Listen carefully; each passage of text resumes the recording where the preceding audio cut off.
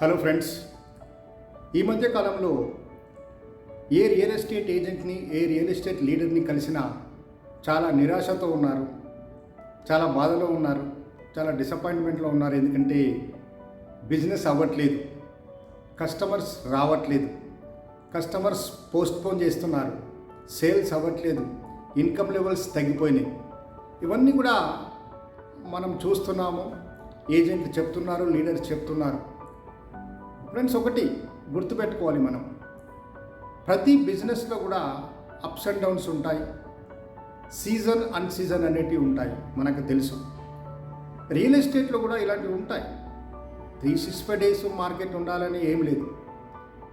మనం గత 15 సంవత్సరాలు కనుక తీసుకొని విశ్లేషణ చేస్తే, అనాలిసిస్ చేస్తే రియల్ ఎస్టేట్లో చూడండి, ఎలక్షన్స్ ఎప్పుడు జరిగినా ఎలక్షన్స్కి ఒక 2 months 3 months ముందు నుండి రియల్ ఎస్టేట్ బిజినెస్ అనేది ఆగిపోతుంది. ఎలక్షన్స్ తర్వాత కూడా ఒక నెల వరకు ఉండదు.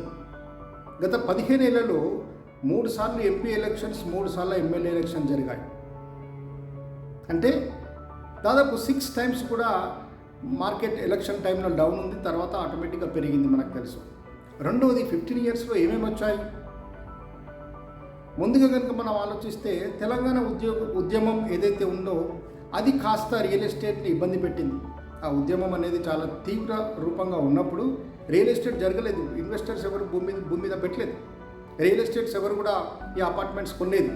సో ఈ తెలంగాణ యాజిటేషన్ టైంలో, అది పీక్లో ఉన్న టైంలో రియల్ ఎస్టేట్ బిజినెస్ అనేది చాలా డౌన్లో ఉండే.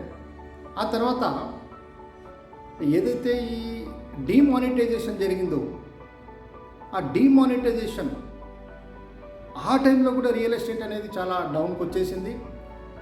అయితే ఎప్పుడు ఒకటి గుర్తుపెట్టుకోవాలి, డౌన్కి వచ్చిన ప్రతిసారి ఒక 3 months 4 months టైంలో మళ్ళీ అది డబుల్ స్పీడ్ తోటి గ్రో అనేది అయ్యేది, అప్ అయ్యేది. సో ఇక్కడ తెలంగాణ యాజిటేషన్ ఒకటి తీసుకున్నాం, మనం డీమానిటైజేషన్ ఒకటి తీసుకున్నాం. ఈ 15 yearsలోనే ఇంకోటి కూడా జరిగింది. అదేంటంటే కరోనా టైంలో కూడా బిజినెస్ విపరీతంగా పడిపోయింది. ఆ తర్వాత మళ్ళీ కరోనా ఎప్పుడైతే అయిపోయిందో, మళ్ళీ ఎప్పుడైతే నార్మల్స్ వచ్చేసిందో, అప్పుడు మళ్ళీ బిజినెస్ ఆటోమేటిక్గా డబుల్ అయిపోయింది. సో ఇక్కడ ఎలక్షన్లు అప్పుడు కావచ్చు, అలాగే ఇలాంటి ఒక ఇంపార్టెంట్ కారణాలు ఉన్నప్పుడు డెఫినెట్గా రియల్ ఎస్టేట్ బిజినెస్ పడిపోతుంది. మళ్ళీ కొద్ది కాలం తర్వాత ఈ ఫేజ్ అనేది 2 నెలలు 3 నెలలు 4 నెలలు ఉంటుంది, తర్వాత మళ్ళీ ఆటోమేటిక్గా బిజినెస్ పెరిగిపోతుంది. ఒకటి గుర్తుపెట్టుకోండి ఫ్రెండ్స్, పాపులేషన్ అనేది పెరుగుతుంది భారతదేశంలో. వీళ్ళందరికీ ఉండటానికి ఇల్లు కావాలి, జాగా కావాలి. కాబట్టి రియల్ ఎస్టేట్కి టోటల్గా స్టాపేజ్ అనేది ఉండదు, అది ఎప్పటికీ గ్రోత్నే ఉంటుంది. కాకపోతే అప్స్ అండ్ డౌన్స్, ఇది అర్థం చేసుకోవాలి. అయితే ఈ టైంలో మనం ఏం చేయాలి అంటే, ఈ టైంలో మనం మన నాలెడ్జ్ లెవెల్స్ పెంచుకునే ప్రయత్నం చేయాలి. ఏదైనా ట్రైనింగ్ ప్రోగ్రాంలో జాయిన్ అవ్వాలి.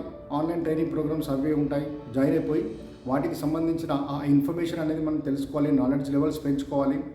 మన టీం ఏదైతే ఉందో టీం యొక్క నాలెడ్జ్ లెవెల్స్ పెంచాలి. అలాగే కొత్త టీంని రిక్రూట్మెంట్ చేసుకోవాలి. రిక్రూట్మెంట్ చేసి వాళ్ళకి మనం ట్రైనింగ్స్ అవి ఇవ్వాలి. ఎప్పుడైతే మళ్ళీ సీజన్ స్టార్ట్ అవుతుందో, ఈ పార్లమెంట్ ఎలక్షన్స్ తర్వాత మళ్ళీ సీజన్ స్టార్ట్ అవుతుందో, అప్పుడు డెఫినెట్గా బిజినెస్ అనేది పెరుగుతుంది, మళ్ళీ మార్కెట్ స్టార్ట్ అయిపోతుంది. అప్పటి వరకు మనం మన టీం తోటి సిద్ధంగా ఉండాలి ఆ బిజినెస్ని మనం గ్రాప్ చేసుకోవడానికి.